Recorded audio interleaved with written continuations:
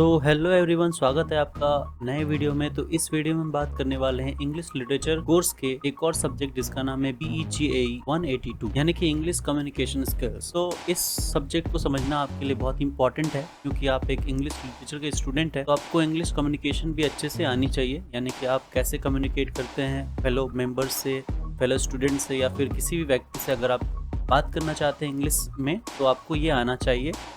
तो आपको बेसिकली इसके अंदर ये बताया जाएगा कि आपको कम्युनिकेशन कैसे बिल्ड करना होता है और क्या क्या चीज़ें इंपॉर्टेंट होती है कम्युनिकेशन एस्टैब्लिश करने के लिए। ठीक है, तो आइए इसके सिलेबस को हम जान लेते हैं सबसे पहले। तो टोटल आपको यहाँ पे 3 ब्लॉक्स मिलते हैं जिसके अंदर ये इंग्लिश कम्युनिकेशन स्किल्स का जो सिलेबस है वो डिवाइडेड है। पहले ब्लॉक में आप देखते हो कि द प्रोसेस ऑफ कम्युनिकेशन, यानी कि जो कम्युनिकेशन का प्रोसेस होता है वो कैसे कैसे एस्टैब्लिश होता है। इसके अलावा द ग्लोबलाइजेशन ऑफ कम्युनिकेशन, यानी कि जो कम्युनिकेशन है वो कैसे ग्लोबल लेवल पे आज देखने को मिलता है। ठीक है, इसके अलावा वर्बल और नॉन वर्बल कम्युनिकेशन आपको मिलता है। इसके अलावा ब्लॉक 2 में आप देखते हैं listening and speaking in informal and formal context, यानी फॉर्मल और इनफॉर्मल कॉन्टेक्स्ट के अंदर हम लोग लिसनिंग और स्पीकिंग के बारे में समझते हैं कि कैसे कम्युनिकेशन के अंदर आप लिसनिंग और जो स्पीकिंग है दोनों को आप वैलिडेट करते हो, यानी कि कितना ज़रूरी है लिसनिंग और स्पीकिंग। यानी कि हम भी जानते हैं कि जब कोई बात कर रहा होता है या फिर जब हम कम्युनिकेशन को स्टैब्लिश करते हैं तो उसमें स्पीकिंग के साथ साथ लिसनिंग भी बहुत इंपॉर्टेंट होता है। तो उसके रोल के बारे में आपको यहाँ पे समझने को मिलेगा। इसके अलावा हमारा जो कम्युनिकेशन होता है उसमें जो प्रेजेंटेशन स्किल्स होता है वो काफ़ी इंपॉर्टेंट होता है, तो उसके जो एसेंशियल थिंग्स हैं वो आपको यहाँ पे समझने को मिलेगा। ठीक है, इसके अलावा ब्लॉक 3 जो है हम देखते हैं रीडिंग एंड राइटिंग स्किल्स, यानी कि सिर्फ कम्युनिकेशन करना ही इंपॉर्टेंट नहीं है, उसके साथ साथ आपको रीडिंग और राइटिंग स्किल्स भी होनी चाहिए। तो ये चीज़ें आपको पढ़नी है। तो आइए हम ब्लॉक वाइज अच्छे से देखते हैं कि कैसे कैसे आपको पढ़ना है। तो ये है हमारा ब्लॉक 1 जिसमें अंडरस्टैंडिंग कम्युनिकेशन जो है ब्लॉक है। पहला यूनिट हम देखते हैं द प्रोसेस ऑफ कम्युनिकेशन, यानी जो कम्युनिकेशन का प्रोसेस होता है उसके बारे में हमको पढ़ना है।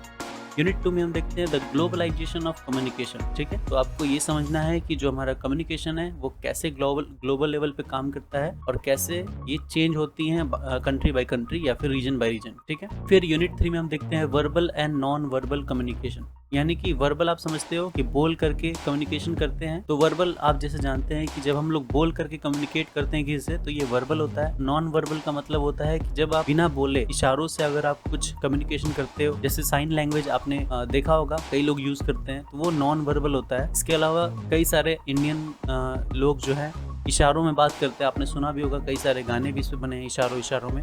तो इशारे जो हैं वो किसी भी तरह का हो, चाहे वो पेंटिंग के थ्रू हो, चाहे राइटिंग के थ्रू हो, चाहे वो आप आंखों से करें, हाथों से करो, तो ये सारे नॉन वर्बल कम्युनिकेशन के एग्जाम्पल। ठीक है, ब्लॉक 2 की बात करें तो listening and speaking in informal and formal context. तो इसमें यूनिट 1 जो है वो है इनफॉर्मल इंटरपर्सनल फंक्शंस। यूनिट 2 में देखते हो making inquiries and asking question, यानी कि इंक्वायरीज मतलब जब भी आप किसी से कुछ पूछते हो, किसी भी तरह का आप इंक्वायरी करते हो, चाहे वो रेलवे स्टेशन पे करते हो, चाहे फोन कॉल पे करते हो। ठीक है, इसके अलावा जब भी आप किसी से क्वेश्चंस पूछते हो तो वो सारी इसके अंदर आपको दिखाया जाएगा कि कैसे आपको सही तरीके से करना है। ठीक है, यूनिट 3 में देखते हैं ग्रुप डिस्कशन एंड मीटिंग्स, यानी कि ये बहुत ही इंपॉर्टेंट पार्ट होता है कम्युनिकेशन के अंदर कि आप ग्रुप डिस्कशन करते हो तो आपको एक बहुत ही अच्छा हैबिट आता है, बहुत ही अच्छा एक्सपीरियंस मिलता है, क्योंकि डिफरेंट तरह के लोग जो है डिफरेंट तरह से बात करते हैं, उनका डायलेक्ट अलग होता है, कई बार उनके एक्सेंट्स डिफरेंट होते हैं, तो आपको एक समझ में आता है कि हाँ कैसे आपको कम्युनिकेशन बिल्ड करना है। लास्ट यूनिट 4 में देखते हो presentation skills, essential of presentation skills. Unit 4 में हम देखते हैं presentation skills, essential of presentation skills, यानी प्रेजेंटेशन करते समय जो एसेंशियल चीजें होती हैं उसके बारे में आपको यहाँ पढ़ना है, जो कि प्रेजेंटेशन को और भी अच्छा और बेहतर बना सकता है अगर आपको ये सारी चीजें पता हो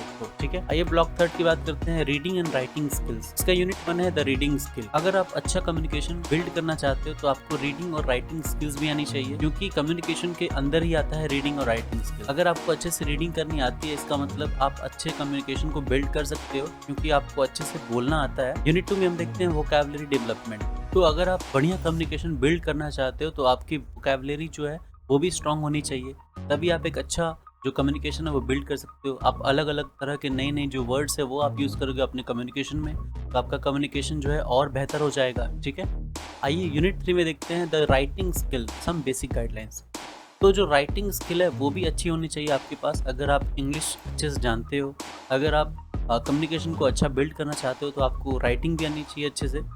तो इसके लिए जो बेसिक गाइडलाइंस है, जो नॉर्म्स है वो आपको पता होनी चाहिए, जो इस चैप्टर में आपको देखने को मिलेगा। ठीक है, यूनिट 4 जो है वो है the language of formal letters. तो ये था आपका टोटल सिलेबस इस सब्जेक्ट का। तो आइए इससे जुड़े हुए कुछ इंपॉर्टेंट क्वेश्चंस के बारे में देखते हैं जो ऑलरेडी पूछे गए हैं, यानी कि प्रीवियस ईयर क्वेश्चंस को। तो इसमें डिफरेंट तरह के क्वेश्चंस पूछे जाते हैं, हम बारी बारी से सबको देखेंगे। ठीक है, आइए देखते हैं। तो इसमें पूछे जाते हैं 100 वर्ड्स आंसर वाले क्वेश्चन, यानी कि ये जो आप डिस्प्ले देख रहे हो लगभग 18 क्वेश्चन है। तो ये 100 वर्ड्स के लिए पूछे जाते हैं। ठीक है, पर क्वेश्चन 5 मार्क्स। तो इसमें से 2 या 4 करके आते हैं मोस्टली एग्जाम्स में।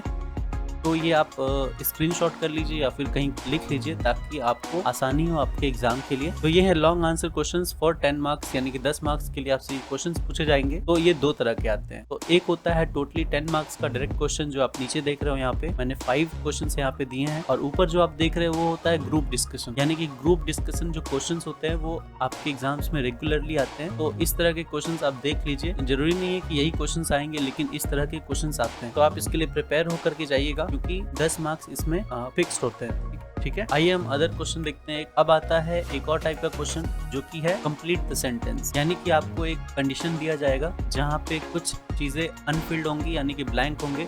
आपको यहाँ पे सुटेबल वर्ड्स को फिल करना है ताकि ये जो पैराग्राफ हो वो कंप्लीट हो जाए। तो इस तरह के क्वेश्चंस टोटल आते हैं। तो ये था आज का वीडियो। उम्मीद करता हूँ आपको ये वीडियो पसंद आएगा, और आपके पास अगर कोई क्वेरी है तो आप कमेंट सेक्शन में लिख सकते हो। मिलते हैं नेक्स्ट वीडियो में। Till then bye.